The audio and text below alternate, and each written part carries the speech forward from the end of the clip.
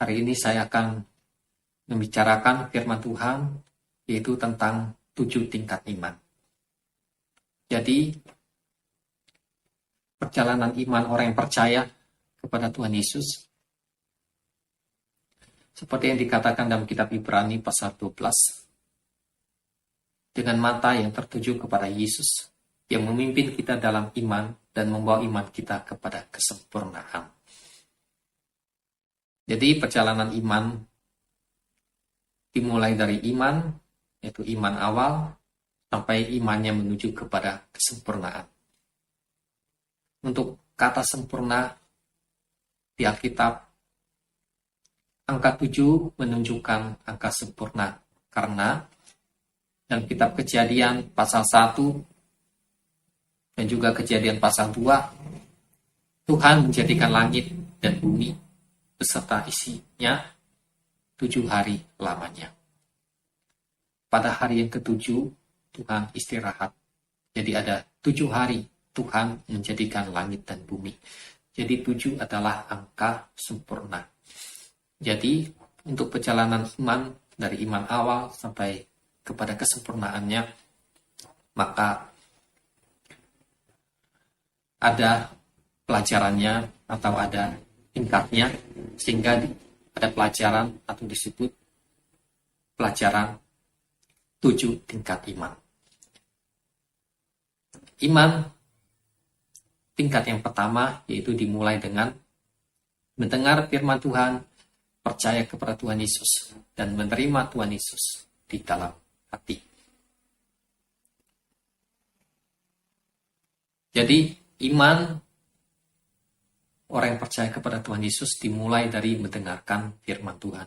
Karena Roma 10 ayat 17 firman Tuhan berkata, jadi iman timbul dari pendengaran dan pendengaran oleh firman Kristus.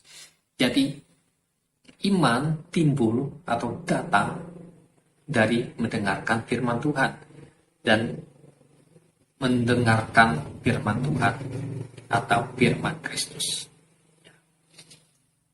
Jadi iman didapatkan dari mendengarkan firman Kristus. Nah, sesudah mendengarkan firman Kristus, percaya di dalam hati, maka mengaku Yesus Kristus sebagai Tuhan dan Juru Selamat dengan mulut kita. Bahkan berdoa, mengundang Tuhan Yesus untuk tinggal di dalam hati kita, juga mengaku dengan iman kita bahwa Yesus Kristus ada di dalam hati kita. Dalam surat Efesus yang ditulis oleh Rasul Paulus menulis, oleh imanmu Kristus diam di dalam hati. Jadi melalui iman kita, Kristus diam di dalam hati kita. Jadi Kristus diam di dalam hati kita melalui iman kita. Jadi Tuhan Yesus diam di dalam hati kita melalui Roh Kudus. Jadi Tuhan Yesus diam di dalam hati kita melalui Roh Kudus. Roh Kudus tinggal di dalam hati kita, maka Tuhan Yesus tinggal di dalam hati kita. Kenapa? Dalam 1 Yohanes pasal 5 dikatakan, ada 3 kesaksian di surga, yaitu Bapa, Firman, dan Roh Kudus. Dan ketiganya adalah satu. Bapa, yaitu Allah Bapa, Firman, yaitu Anak Allah, yaitu Tuhan Yesus Kristus, dan Roh Kudus, Roh Allah. Ada 3 pribadi, tapi satu kesatuan. Jadi, kalau Roh Kudus tinggal di dalam hati kita, maka Tuhan Yesus tinggal di dalam hati kita. Jadi, dengan iman kita, kita percaya Tuhan Yesus tinggal di dalam hati kita. Roma 10 ayat 9-10 firman Tuhan berkata, sebab jika kamu mengaku dengan mulutmu bahwa Yesus adalah Tuhan dan percaya di dalam hatimu bahwa Allah telah membangkitkan Dia dari antara orang mati, maka kamu akan diselamatkan. Karena dengan hati orang percaya dan dibenarkan, dan dengan mulut orang mengaku dan diselamatkan. Jadi langkah yang pertama mendengar firman Tuhan, kemudian percaya di dalam hati, kemudian mulut kita mengaku bahwa Yesus Kristus adalah Tuhan dan Juru Selamat kita. Kita mengaku bahwa Yesus Kristus, bahwa Allah sudah membangkitkan Yesus Kristus dari antara orang mati, maka kita akan diselamatkan. Jadi proses kerja iman untuk keselamatan, yaitu percaya di dalam hati dan mengaku dengan mulut. Iman tingkat kedua yaitu menyesal dan bertobat. Sesudah kita percaya kepada Tuhan Yesus, maka kita perlu untuk sadar akan setiap dosa, kesalahan, kejahatan yang pernah kita lakukan. Kita perlu sadar, kemudian sesudah sadar kita perlu menyesal. Sesudah menyesal, maka kita perlu bertobat. Jadi bukan hanya sadar kemudian menyesal sampai di situ saja, tetapi perlu bertobat. Bertobat artinya berubah 180 derajat. Ya. Dalam bahasa Yunani, metanoia atau bertobat, metanoia dalam bahasa Yunani artinya berbalik 180 derajat. Artinya kata bertobat kita berbalik 180 derajat dari jahat menjadi baik. Itu arti kata bertobat, berbalik 180 derajat. Untuk sadar, menyesal, dan bertobat itu ada di dalam Kisah Para Rasul pasal 3 ayat 19. Khotbah Rasul Petrus yang berkata, adalah, ya kita akan membaca dalam Kisah Para Rasul pasal 3 ayat 19. Karena itu, sadarlah dan bertobatlah, supaya dosamu dihapuskan. Kemudian, iman yang tingkat ketiga yaitu mengeluarkan buah-buah pertobatan. Sudah kita sadar, menyesal, dan bertobat, kita perlu mengeluarkan buah-buah pertobatan. Ya, perlu menghasilkan buah.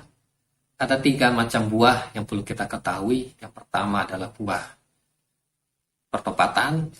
Terus yang kedua adalah buah pelayanan atau buah pekerjaan yang baik. Atau buah pelayanan yang kedua. Yang ketiga adalah buah Roh Kudus, ya, ada di dalam Galatia pasal 5 ayat 2 sampai 3. Nah, jadi tingkat yang ketiga yaitu mengeluarkan buah-buah pertobatan. Jadi kalau kita sudah bertobat, apa buahnya? Apa tandanya? Apa buktinya? Sebelum bertobat, tidak mau beribadah atau tidak mau ke gereja, ibadah contoh. Nah, sesudah bertobat ada buahnya. Buahnya yaitu mau berdoa, kemudian mau pergi ke gereja, beribadah. Nah, jadi ada perubahannya. Ada buah-buah pertobatan yang ditunjukkan. Dan lain-lain ya dari buah-buah pertobatan ya menunjukkan pertobatan ya hasilnya, buktinya yaitu buah-buah pertobatan. Jadi yang ketiga, mengeluarkan buah-buah pertobatan, kita akan membaca di dalam Matius pasal ketiga ayat yang ke-8. Jadi hasilkanlah buah yang sesuai dengan pertobatan. Jadi kalau kita bertobat, maka harus ada tandanya, buktinya, sesuatu yang kita kerjakan atau namanya adalah buah pertobatan. Contoh tadi, yang sebelum bertobat tidak mau berdoa, tidak mau baca firman Tuhan, tidak mau ke gereja untuk ibadah. Sesudah bertobat, dia menunjukkan bukti dia sudah bertobat.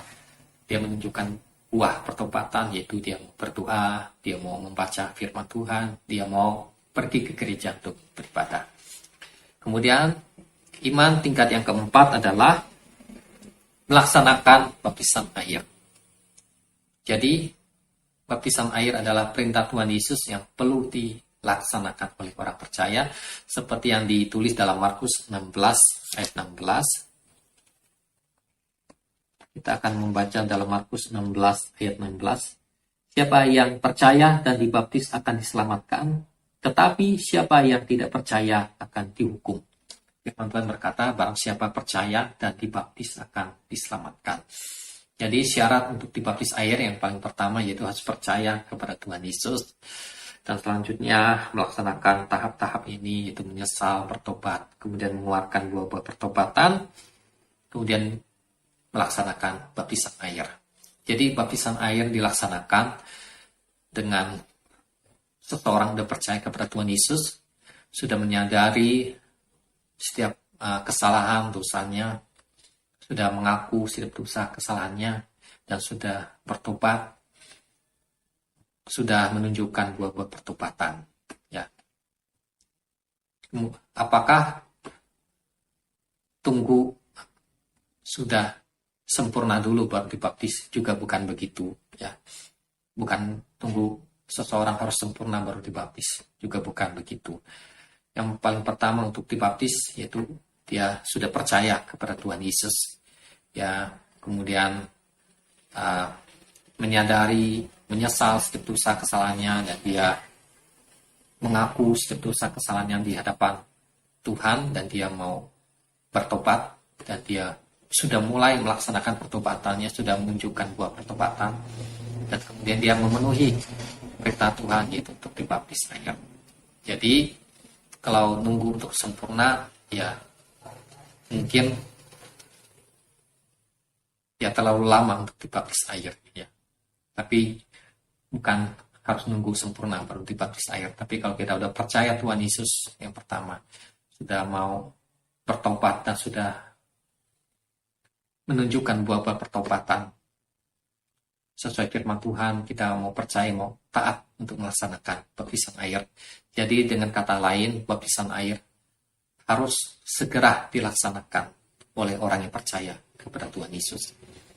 Bila kita masih ada keraguan-keraguan dalam untuk baptisan air, kita bisa berdoa, minta petunjuk, pimpinan, kekuatan dari Tuhan, supaya kita bisa taat untuk menerima baptisan air, untuk melaksanakan perintah Tuhan Yesus. Kemudian untuk dibaptis air, yaitu sesuai seperti yang dilakukan atau dialami oleh Tuhan Yesus, yaitu Tuhan Yesus dibaptis oleh Yohanes Pembaptis di Sungai Yordan, dan juga yang dilakukan oleh murid-murid Tuhan Yesus, juga oleh Filipus, seperti yang ditulis dalam kitab Kisah Para Rasul. Pada waktu Filipus membaptis sida-sida dari Ethiopia, dikatakan pada waktu mereka keluar dari air, Roh Tuhan melarikan Filipus dari hadapan sida-sida dari Ethiopia. Filipus tiba-tiba menghilang, keluar dari air. Demikian juga dalam kitab Injil ada ditulis bahwa dikatakan ketika Yesus dibaptis oleh Yohanes Pembaptis, ada ditulis, dikatakan di situ keluar dari air. Jadi sesuai firman Tuhan, jadi untuk dibaptis air maka harus masuk ke dalam air atau ditenggelamkan ke dalam air. Ya, sesuai kata baptiso, itu bahasa Yunani, yaitu ditenggelamkan atau dimasukkan ke dalam air. Dan dibaptis yaitu dalam nama Bapa, Anak, dan Roh Kudus, di dalam nama Tuhan Yesus Kristus. Amin. Kemudian sesudah melaksanakan baptisan air,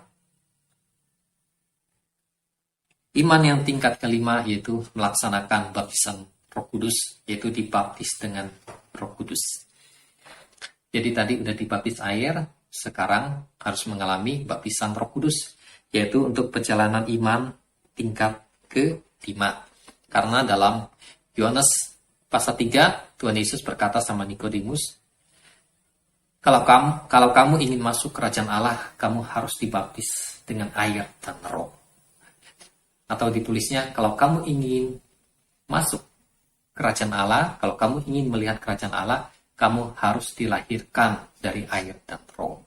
Dilahirkan dari air dan roh juga berarti dibaptis air dan juga dibaptis Roh Kudus. Nah, baptisan air sudah dilaksanakan, maka berikutnya adalah melaksanakan baptisan Roh Kudus.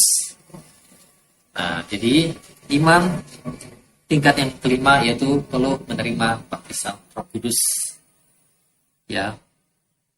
Karena baptisan Roh Kudus adalah perintah Tuhan Yesus. Kita akan membaca di dalam Matius pasal 3 ayat 11.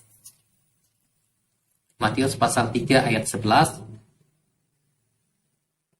Aku membaptis kamu dengan air sebagai tanda pertobatan, tetapi ia yang datang kemudian daripadaku lebih berkuasa daripadaku, dan aku tidak layak melepaskan kasutnya. Ia akan membaptiskan kamu dengan Roh Kudus dan dengan api. Jadi baptisan Roh Kudus adalah perintah Tuhan Yesus, dan Tuhan Yesus yang membaptis dengan Roh Kudus. Baptisan air dilaksanakan oleh manusia, oleh hamba-hamba Tuhan. Tetapi baptisan Roh Kudus, Tuhan Yesus yang membaptis dengan Roh Kudus. Tuhan Yesus yang memberikan Roh Kudus kepada orang-orang yang percaya kepada Tuhan Yesus.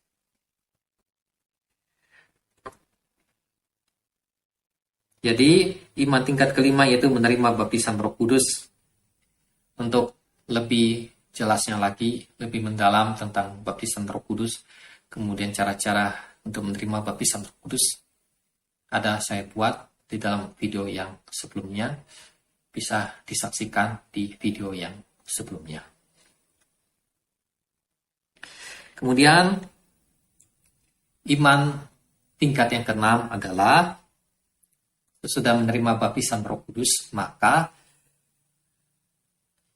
iman tingkat keenam yaitu menghasilkan karunia rohani. Menghasilkan karunia rohani atau menghasilkan karunia roh. Nah, karunia rohani ini adalah pemberian dari Roh Kudus. Jadi untuk mendapatkan karunia rohani ini kita harus menerima baptisan Roh Kudus.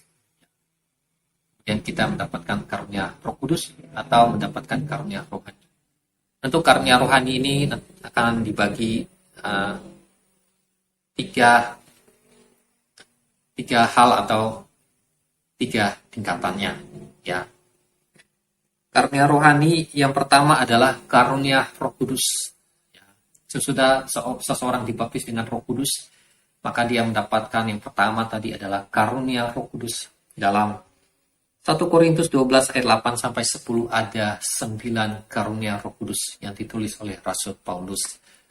Ya, ada karunia hikmat, ada karunia pengetahuan atau marifat, ya, ada karunia membedakan roh, ada karunia nubuat, ada karunia bahasa lidah, ada karunia menafsirkan bahasa lidah, ada karunia iman, ada karunia kesembuhan, ada karunia mujizat. Jadi ada 9 karunia Roh Kudus yang diberikan oleh Roh Kudus. Jadi kalau orang percaya sudah dibaptis Roh Kudus, maka dia bisa mendapatkan salah satu dari 9 karunia Roh Kudus. Karunia Roh Kudus bisa kita dapatkan dengan cara meminta sama Tuhan, dengan iman, meminta dengan tekun, Tuhan bisa memberikannya.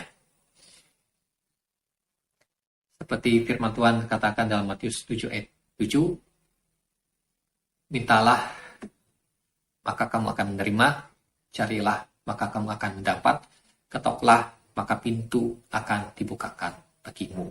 Jadi karunia Roh Kudus yang diberikan kepada kita digunakan untuk membangun tubuh Kristus, untuk membangun orang-orang yang percaya, untuk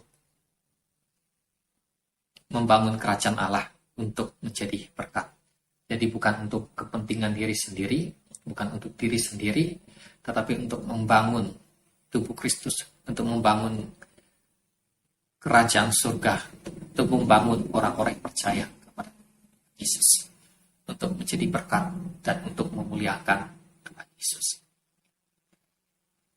Kemudian tadi untuk karunia rohani yang pertama adalah karunia Roh Kudus, yang kedua adalah karunia jawatan.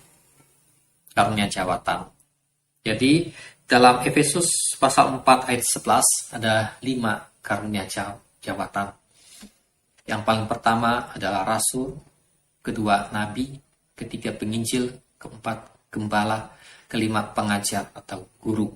Jadi ada 5 karunia jawatan yang diberikan oleh Roh Kudus kepada orang-orang yang percaya kepada Tuhan Yesus. Dan kelima jawatan ini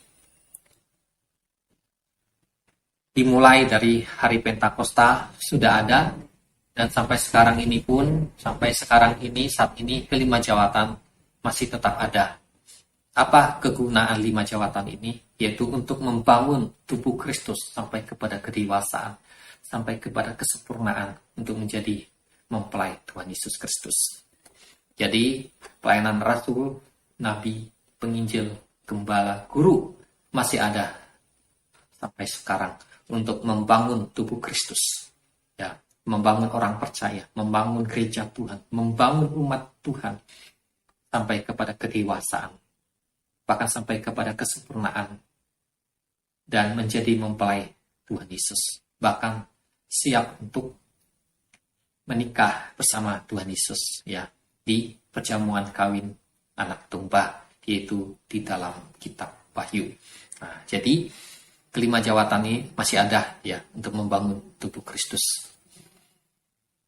Kemudian karunia rohani atau karunia rohani yang ketiga adalah menghasilkan buah Roh Kudus. Jadi tadi sudah ada karunia jawatan.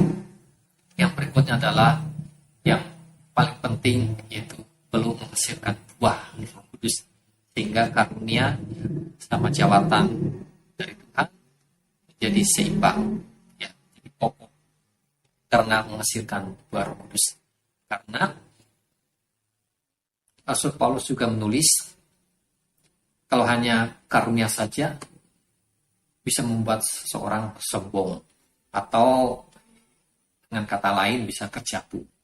Tetapi kalau dia memiliki kasih, atau kalau dia memiliki buah Roh Kudus, maka karunia-Nya akan berjalan dengan baik, ya, sesuai firman Tuhan, sesuai kehendak Tuhan, didasarkan dengan kasih, boleh menjadi berkat buat banyak orang, dan boleh memuliakan Tuhan. Jadi yang ketiga, yaitu menghasilkan buah Roh Kudus. Apa saja buah Roh Kudus? Galatia pasal 5 ayat 2-3, ada 9 buah Roh Kudus. Yang pertama adalah kasih, yang kedua sukacita, yang ketiga damai sejahtera, yang keempat kesabaran, yang kelima kemurahan, yang keenam kebaikan, yang ketujuh kesetiaan, yang ke-8 kelemah lembutan, yang ke-9 penguasaan diri. Jadi buah Roh Kudus yang paling pertama dimulai dengan kasih, yang terakhir diakhiri dengan penguasaan diri. Nah, jadi orang yang percaya kepada Tuhan Yesus untuk iman tingkat ke-6, ya, dia perlu menghasilkan buah Roh Kudus, ya, perlu memiliki karunia Roh Kudus, mendapatkan karunia jawatan, kemudian menghasilkan buah Roh Kudus. Bila kita sudah bisa menghasilkan buah Roh Kudus, maka akan menuju kepada kesempurnaan. Karena dengan menghasilkan buah Roh Kudus, artinya kita hidup di dalam roh, berjalan di dalam roh. Rasul Paulus menulis dalam kitab Galatia, kalau kita hidup menurut roh, maka kita tidak akan menuruti daging. Kalau kita bisa menghasilkan buah Roh Kudus, maka kita tidak akan mengikuti keinginan daging. Nah, keinginan daging itu ada di dalam Galatia pasal 5, seperti pencabulan, kenajisan, penyembahan berhala, pembunuhan, dan lain-lainnya.